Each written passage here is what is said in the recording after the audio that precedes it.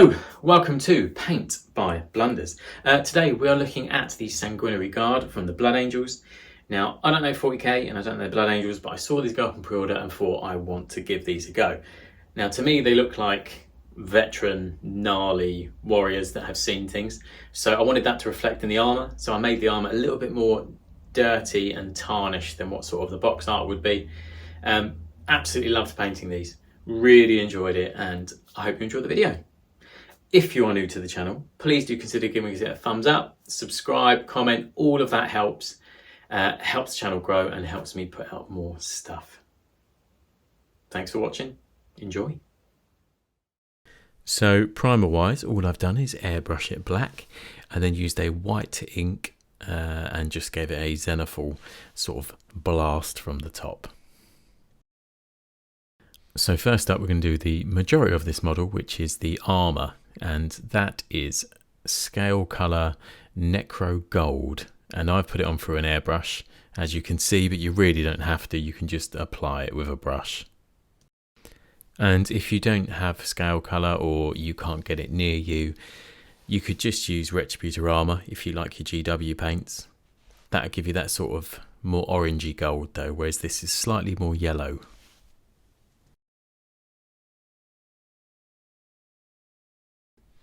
After that, I'm moving on to the softer bits of the armour, like the undersuit, the padded suit as such. I don't really know what it's called, which is like the bum, the back of the knees, you know, the inside of the elbow joints and the wrists, etc. And I'm just using black for that. I'm using Vallejo's model colour, which I think is a phenomenal black, but use what you have. He's also got these pipes and belts and little gubbins around him that you can also paint in black as well. Next up, I'm going to use Burnt Red by AK and just do his loincloth, shoulder pad and any of those small red details. I will be putting 2 good coats on of this just because where I airbrushed it, gold goes absolutely everywhere. I need to make sure it's covered so he hasn't got a sparkly loincloth.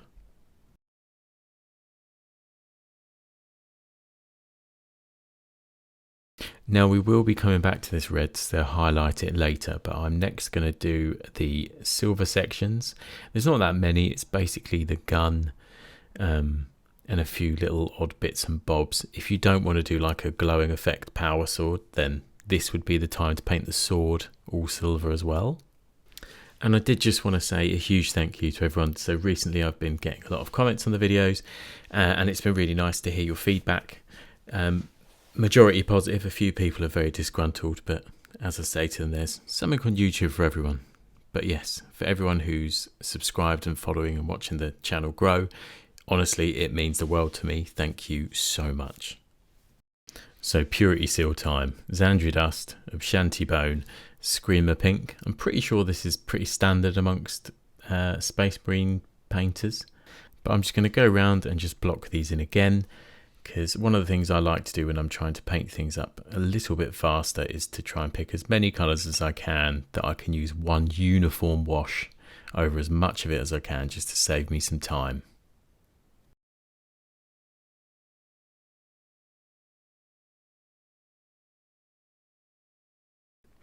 And the reason why I'm putting the Abshanti Bone on straight away as well is because I want to follow the lines across the Purity Seal to make it look a bit more like ruffled paper before I put the shade on.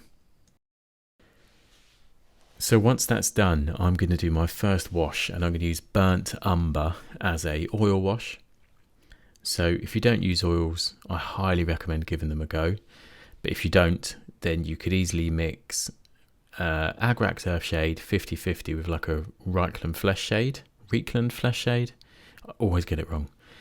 And just put that all over. But for me, with this, I'm mixing the thinner in with the oil paint to get it the consistency of a traditional sort of wash that we use. And I'm just going to apply that all over the armour. I'm also going to put it over the red fabric sections and also the Purity Seals as well. Now for this, I'm not going to worry about, you know, putting a bit of thinner once it dries on a makeup sponge and wicking it away like I do in a lot of my other videos. This, I wanted it to be a consistency that I could just set and forget. And then I'm going to come back in with the Reclam Flesh Shade and just pick out a few bits of the armour that I really want to have that warm tint. Because like I said, I want this armour to look fairly tarnished.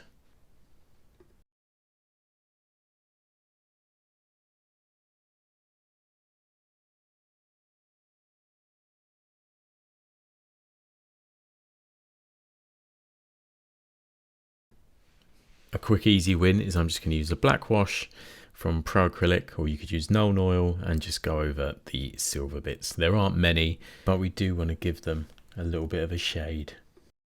I'm going to use Grey Seer next to pick out the sort of angelic wings on his shoulder pad and his jetpack. You do want to do a few thin coats of this because it is quite a delicate detail, and where you need that strong coverage you can flood it. And where you might perceive this as being white, or where I would perceive it as being white, white doesn't have very good opacity, so Grey Seer, or I think it's called Bright Neutral Grey from Pro Acrylic, both are very good in my opinion, at giving us solid coverage with a few thin coats.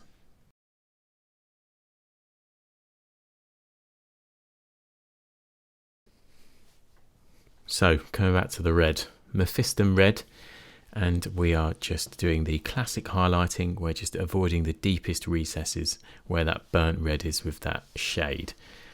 Touch of water on the wet palette to make it run nice and smooth. It's not a glaze, we are very much layering at this point and just trying to be careful. Next we'll put our lighter highlights, which is the bold Pyral Red. I believe you could just use Evil Sun's Scarlet, but again it's on my list of GW paints that I need to replace.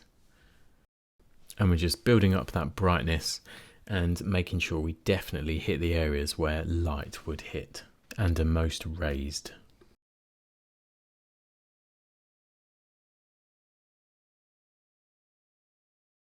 One last tiny highlight for the red, we are using Fire Bright Orange, and I do add a tiny little bit of the red Pyral to just help ease that transition. And we're just doing the very tips and the very sharpest edges on this.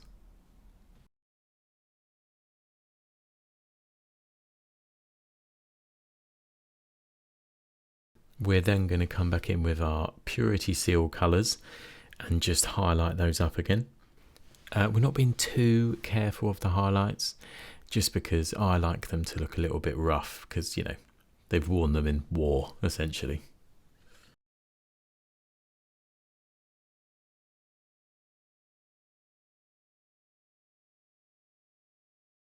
Now the Soulblight Grey shade for anything white I think is absolutely fantastic, and I'm just using this straight out of the bottle just for those winged sections.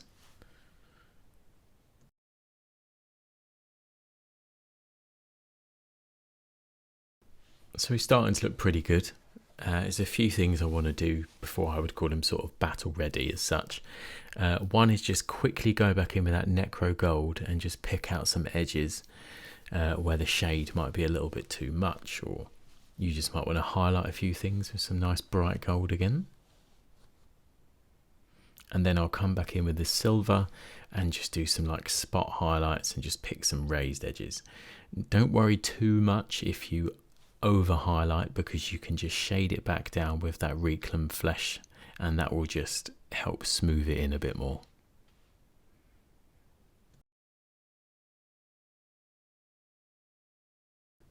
So with that Necro Gold done, we can come back in and highlight up those wing sections again. You can use a little bit of white to do this, or you could just use that initial colour, the Grey Seer or the neutral grey.